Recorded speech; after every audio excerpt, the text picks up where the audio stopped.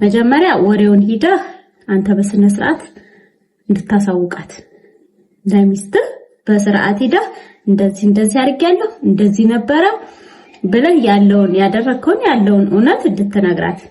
ምክንያቱም እኔ እርግጠኛ ሳልሆን አይደለም ማወራው፣ እርግጠኛ ሁኚ በስርዓት ቦታው ላይ ደርሼ ደሞን ያለህ ስራ እንደዚህ ተደበቁ የሚባሉ ነገሮች ላይ ያጋጥመኛል። በቃ ያሳየኝና ያጋጥመኛል። እና አሁን እኔ ምንም ማለት አልፈልግም። ለአንተም ትዳር መፍረስ ለሷም ትዳር መፍረስ ምክንያት መሆን አልፈልግም። ግን ያለውን ነገር ከኔ በፊት ቀድመህ አንተ ትነግራታለህ። የአንድ ሳምንት ቀን እሰጥሃለሁ። የአንድ ሳምንት እርግጠኛ ነኝ ቪዲዮን ትከታተላለህ። ሁኔታዎችም ላይ ስለተገጣጠምን እንዳወኩ ስለገባ ከግር ነው የምትከተለኝ አውቃለሁኝ። ስለዚህ ይሄንን ነገር ትነግራታለህ፣ ታሳውቃታለህ። አንድ ሳምንት ዛሬ ማነው ቀን? እሁድ። ከእሁድ እስከ እሁድ ድረስ እና የዚህ የጎረንድ ላይ ሴቶች የምንሉበት ጊዜ እንዳለ ታውቃለህ። እና የዛን ቀን ሳይደርስ እኔ ያ ቀን ከደረሰ እኔ ሁሉንም ነገር ስለማወራ ማለት ነው። ያ ቀን ሳይደርስ እውነታውን ታሳውቃታለህ። አይ ካልክ ደግሞ ያው አንድ ሳምንት ቅርብ ነው ታውቃለህ፣ ሩቅ አይደለም። ግን እስከዛ ድረስ የቤት ስራ ነው ላንተ። ይሄንን እኔ ላይ አይምሮዬ ላይ እኔ ምን እንደምል ግራ እስከሚገባኝ ድረስ እንደዚህ ኧረ ወንዶች ከባድ ናቸው። ማስመሰል በጣም ነው የሚችሉት። ሴቶች አታስመስሉም። አናስመስልም እኛ ሴቶች ሁሉንም እኩል ማስኬድ ይችላሉ። ይሄ ማስመሰል ባይችሉና እውነቱን እየታየ ነገር ቢሆን ችግር የለው። ግን አስመስሎ ግን የድብቅ ትዳር ይሆናል ወይ ነው ዋናው ነገር። ከሚስቱን ደብቆ ሰውም ሳያቅ ተደብቆ ትዳር ይሆናል። አንድ ቤት ታሽጎ ትዳር ይሆናል። እኔ ምለው ግን እንደው የምታገቡት ሴቶች እኔ የምታገቡት ሴቶች ስል ያው እንግዲህ ሁለተኛ ማግባት ይፈቀዳል አውቃለሁ እንደሚፈቀድ። ግን ቢያንስ ይችኛዋ የሆነ ኋላ እኮ ይጠናል። እንዴት አይነት ህይወት ነው የሚኖረው? ልጆቹንስ ሚስቱንስ እንዴት ነው የሚያኖረው? ምን አይነት ሁኔታ ውስጥ ሆነው ነው ነገ ያለው? ምክንያቱም ነገ ጠዋት ሶስተኛዋ መምጣቷ ስለማይቀር አንቺም ላይ የሚሆነው ያው የመጀመሪያው ዕጣ ፈንታ ነው። እንደውም ከሷ የባሰ ነው የሚገጥምሽ። ስለዚህ ያለፈውን ነገር ቢያንስ እንደው ወይኔ መቃጠሌ ብቻ ነው የሚገርመኝ። እኔ በባዶ ቤት እንደዚህ እንግብግብ ማለቴ አደራህን ማለቴ ከባድ ነው። እኔ እንደምነግራችሁም ቀላል ሆኖ አይደለም ከባድ። ኧረ እኔ ማውራት ራሱ አልችልም። አደራውን ብቻ አላህ በእንደዚህ አይነት ነገር አይፈትናችሁ። ምክንያቱም እኔ ኑሮዋን ስለማውቅ ነው።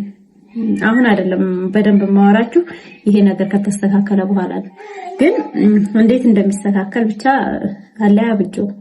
ከቻልሽ አላህ ማስተያየውን ይስጥሽ ይችላል የምትይ ከሆነ፣ ካልሆነም ደግሞ አላህ መፍትሄውን ያብጀልሽ። ሌላ ነገር እኔ ምንም አይደለም። ነገሩ ሲያልፍ ምን ሁኔታ እንዴት ሁኔታ ውስጥ ምን አይነት ነገር እንዳሳለፈች በደንብ ነው ማወራችሁ። የሚገርማችሁ በጣም በቃ እኔ ማለት እንዲወጣ ስለማትፈልግ ከዚህ በፊት ለፍቅር ለትዳር በቃ በጣም ብዙ የከፈለች እኔ ራሱ እኔ ብሆን ምትሆ በቃ ለምኑ ብዬ ነው መለፋው የሚያስብል ብዙ መስዋዕትነት የከፈለች ሰው ናት። ግን አንተ በቀላሉ እንደዚህ ቀለል አድርገህ 6 ወር ሙሉ ሽውዶሽ እየተጫወክ ይሄን ነገር ስታረቅ ቆይተሃል። ስለዚህ አንድ ሳምንት ቅርብ ነው፣ አስብበት። ግን በጣም ነው እኔ ያዘንኩት። በቃ ተስፋ እንድትቆርጡ በቃ የሆነ ነገር እኔማ ያገባሁት እንደዚህ ሆንኩኝ። ያላገባችሁ ሴቶች እንዴት ትሆኑ ነው? ብዙ ነገር ስታዩ እኮ ተስፋ አትቆርጡ። አናገባም ትዳር ቢቀርስ የሚያስብል ነገር ብዙ ነገር አለ የሚገርማችሁ ማለት ነው። ግን እንደዛ ስላችሁ ያው ሁሉም ሰው ደግሞ አንድ አይደለም። ግን በጣም ጥሩ ሰው ነበርክ። ተደብቆ አንድ ወንድ ሁለተኛ ሚስት ማግባት ይችላል? እስቲ ንገሩኝ። እቺኛዋ ማታውቅም በድብቅ እዚህ መሃል። ወንዶች ግን ክፉ ናቸው። እንደው እኔ አላህ ይጠብቀኝ። ምንም ማድረግ አልችልም። በእርግጥ የሆነ ነገር ስታወሩት ቀላል ነው፣ ሲሆንባችሁ ደግሞ ከባድ ነው። ግን በጣም ማውቃት በጣም ነው የማውቃት። የቅርብ አካባቢ ናት። ቅርበት አለን። ሚዲያ ላይ ምናምን አይደለም። በነገራችን ላይ እሷን እንደዚሁ እዚሁ በቃ የሆነ እንትን ካልኩኝ የሆነ ቦታው ላይ ስለሚገኝ ይሄ ወሬው ማለት ነው እንደዚህ ነው ብዬ መናገር አልፈልግም። ግን እንዴት ነው የቻልከው? ማስመሰሉን እንዴት ነው የቻልክበት? እዚችኛዋ ልጅ ጋር ማስመሰሉን እዚችኛዋም ልጅ ጋር ማስመሰሉን እንዴት ነው? በእኔ አስመሳይ ሴቶች መስሎኝ ነበር። በባህሪ ዝም ብሎ እንደዚሁ ባህሪያቸው አስመሳይ የሆኑ ሴቶች መስሎኝ ነበር። ወንድ ልጅ ነው አስመሳይ። እንደ ወንድ አስመሳይ ፍጥረት የለም። በጣም ማስመሰል ትችሉበታላችሁ ነው የምላችሁ። ማለት አሁን እኔ የሆነ ነገር ካሰብኩኝ የሆነ ነገር እንትን ካልኩኝ ይነቃብኛል። ማለት አስታውቃለሁኝ የሆነ ደባብቄ እንዴት ነው ያስኬድከው? እንዴት ነው ይሄን ያህል ጊዜ 6 ወር ቀላል አይደለም። እንዴት ነው 6 ወር ሁሉንም ኧረ ተፈጥሮ በጣም ይገርም። እኔ ገርሞኝ በቃ ወሬው ዝብርቅርቅ አደረኩባችሁ። ገርሞኝ ነው የመጣው። ገርሞኝ እንዴት እንደማወራ ራሱ ግራ ገብቶኝ አሁን እኔ ይሄን ነገር አንዳንድ ነገር ዝም ብላችሁ አፍናችሁ ይዛችሁት መሰማቱ ማይቀር ወሬ አለ። አንዳንዴ ደግሞ በእናንተ ምክንያት ብዙ የሚስተዋጎል ትዳርም ውስጥ የምትፈጥሩት ችግር ሊኖር ይችላል። እኔ ለትዳር መፍረስ ምክንያት መሆን አልፈልግም። ግን ቀድመህ አንተ አድርገዋል። ቢያንስ ይሄን ነገር ቀድመህ አድርገዋል። ያለንን ቅርበት ታውቃለህ። ያለንን ግንኙነትን በደንብ አድርገህ ታውቃለህ። ይሄ ኖሬ እኔ አፍኜ ባስቀረው ማይሆን ነው ጭራሽ። ነገ ጠዋት ራሴ እኔ ላይ ቢሆንብኝ አፍነው እንዲይዙብኝ አልፈልግም። እሷም ደግሞ ለኔ እንደዛው ታደርገዋለች። መታ እውነቱን ታፍረጠርጠዋለች። ውሳኔው የኔ ነው። ከዛ በኋላ አብሬም ቀጠልኩ አልቀጠልኩም ያው እንግዲህ ወስነው እኔ ነኝ። ግን ቢያንስ ባለመደበቅ ትተባበረኛለች ብዬ ነው ማስበው። እና ይሄን ኖሬ እኔ ከደበኩት ከባድ ነው የሚሆነው ለኔ። አሁን እኔ አንድ ድል እሰጣለሁኝ፣ ለአንተ አንድ ድል እሰጣለሁኝ። መጀመሪያ ወሬውን ሂደህ አንተ በስነ ስርዓት እንድታሳውቃት ለሚስትህ በስርዓት ሂደህ እንደዚህ አድርጌያለሁ እንደዚህ ነበረ ብለህ ያደረከውን ያለውን እውነት እንድትነግራት። ምክንያቱም እኔ እርግጠኛ ሳልሆን አይደለም ማወራው፣ እርግጠኛ ሁኚ በስርዓት ቦታው ላይ ደርሼ ደሞን ያለህ ስራ እንደዚህ ተደበቁ የሚባሉ ነገሮች ላይ ያጋጥመኛል። በቃ ያሳየኝና ያጋጥመኛል። እና አሁን እኔ ምንም ማለት አልፈልግም። ለአንተም ትዳር መፍረስ ለሷም ትዳር መፍረስ ምክንያት መሆን አልፈልግም። ግን ያለውን ነገር ከኔ በፊት ቀድመህ አንተ ትነግራታለህ። የአንድ ሳምንት ቀን እሰጥሃለሁ። የአንድ ሳምንት እርግጠኛ ነኝ ቪዲዮን ትከታተላለህ። ሁኔታዎችም ላይ ስለተገጣጠምን እንዳወኩ ስለገባ ከግር ነው የምትከተለኝ አውቃለሁኝ።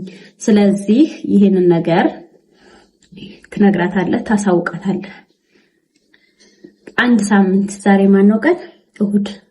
ከእሁድ እስከ እሁድ ድረስ እና የዚህ የጎረንድ ላይ ሴቶች የምንሉበት ጊዜ እንዳለ ታውቃለህ። እና የዛን ቀን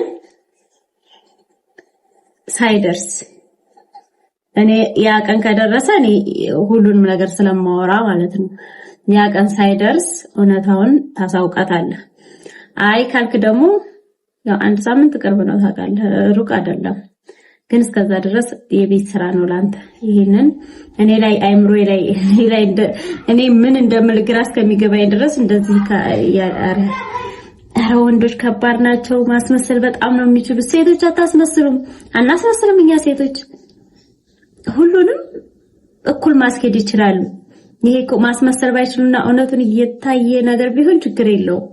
ግን አስመስሎ ግን የድብቅ ትዳር ይሆናል ወይ ነው ዋናው ነገር። ከሚስቱን ደብቆ ሰውም ሳያቅ ተደብቆ ትዳር ይሆናል። አንድ ቤት ታሽጎ ትዳር ይሆናል። እኔ የምለው ግን እንደው የምታገቡት ሴቶች እኔ የምታገቡት ሴቶች ስል ያው እንግዲህ ሁለተኛ ማግባት ይፈቀዳል አውቃለሁ እንደሚፈቀድ። ግን ቢያንስ ይችኛዋ የሆነ ኋላ እኮ ይጠናል። እንዴት አይነት ህይወት ነው የሚኖረው? ልጆቹንስ ሚስቱንስ እንዴት ነው የሚያኖረው? ምን አይነት ሁኔታ ውስጥ ሆነው ነው እኔ ጋር ያለው? ምክንያቱም ነገ ጠዋት ሶስተኛዋ መምጣቷ ስለማይቀር አንቺም ላይ የሚሆነው ያው የመጀመሪያው ዕጣ ፈንታ ነው። እንደውም ከሷ የባሰ ነው የሚገጥምሽ። ስለዚህ ያለፈውን ነገር ቢያንስ እንደው ወይኔ መቃጠሌ እኔ መቃጠሌ ብቻ ነው የሚገርመኝ። እኔ በባዶ ቤት እንደዚህ እንግብግብ ማለቴ አደራህን ማለቴ ከባድ ነው። እኔ እንደምነግራችሁም ቀላል ሆኖ አይደለም። ከባድ እኔ ማውራት ራሱ አልችልም። አደራውን ብቻ አላህ በእንደዚህ አይነት ነገር አይፈትናችሁ። ምክንያቱም እኔ ኑሮዋን ስለማውቅ አሁን አይደለም በደንብ ማወራችሁ፣ ይሄ ነገር ከተስተካከለ በኋላ ነው። ግን እንዴት እንደሚስተካከል ብቻ አላህ ያብጀው። ከቻልሽ አላህ ማስተያየውን ይስጥሽ ይችላልው ምትይ ከሆነ ካልሆነም ደግሞ አላህ መፍትሄውን ያብጅልሽ። ሌላ ነገር እኔ ምንም አይደለም።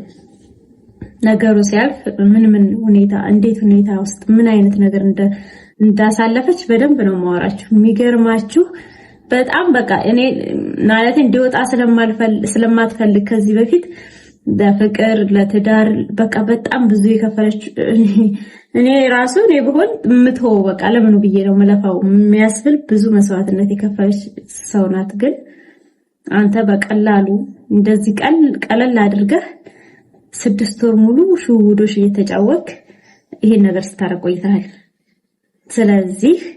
ስለዚህ አንድ ሳምንት ቅርብ ነው፣ አስብበት። ግን በጣም ነው እኔ ያዘንኩት። በቃ ተስፋ እንድትቆርጡ በቃ የሆነ ነገር እኔማ ያገባሁት እንደዚህ ሆንኩኝ ያላገባችሁ ሴቶች እንዴት ትሆኑ ነው? ብዙ ነገር ስታዩ እኮ ተስፋ አትቆርጡ። አናገባም ትዳር ቢቀርስ የሚያስብል ነገር ብዙ ነገር አለ የሚገርማችሁ ማለት ነው። ግን እንደዛ ስላችሁ ያው ሁሉም ሰው ደግሞ አንድ አይደለም። ግን በጣም ጥሩ ሰው ነበርክ እኮ ነው የሚባለው አሁን ነገሩ። ብቻ ያው እንደነገርኩ ነው ላንተ